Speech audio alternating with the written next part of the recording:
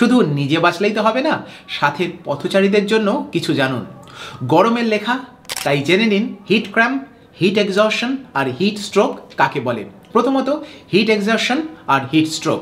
স্তন্যপায়ী প্রাণী যেমন মানুষের শরীরের রক্তের তাপমাত্রা উষ্ণ, কিন্তু শরীরের নানা রকম কলকবজা আছে যেগুলো পর্যাপ্ত জল পেলে খুব সহজেই শরীরকে বাড়তি গরম থেকে বাঁচায়, প্রচণ্ড গরমের দিনেও।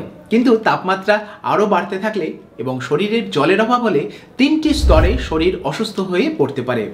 Hit cramp. মাসল ক্র্যাম্প হতে পারে, যা যথেষ্ট বেদনাদায়ক। এরকম হলেও অতি অবশ্যই ওআরএস এর জল খান, ফলের রস আর ওআরএস আলাদা।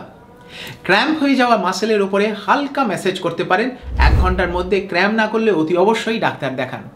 গরম ও অসুস্থতার দ্বিতীয় ধাপ হিট এক্সহশন। এতে হিট ক্র্যাম্পের সমস্যাগুলোর সাথে শরীর থেকে গল গল করে ঘাম বেরোতে পারে, অথবা উল্টোটা মানে হঠাৎ শরীর শুকনো হয়ে যেতে পারে, বমি পেতে পারে, হাত পা উইক হয়ে যেতে পারে। প্রথম তীব্র জল পিপাসা থাকলেও অসুখের তীব্রতা বাড়ার সাথে সাথে জল পিপাসার ভাবও চলে যায়।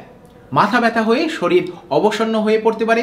এতে ব্যক্তিটিকে আরও ছায়ায় বা ঠান্ডা জায়গায় নিয়ে তার গায়ের জামা কাপড় আলগা করে দিয়ে প্রচুর জল খাওয়ানো দরকার। এই সময় বরফ জল না দেওয়াই ভালো।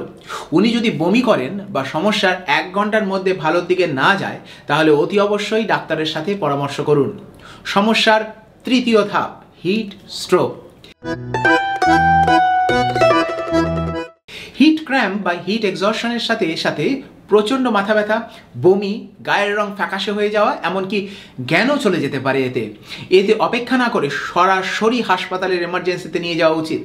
জ্ঞান হারালে জল দেবেন না।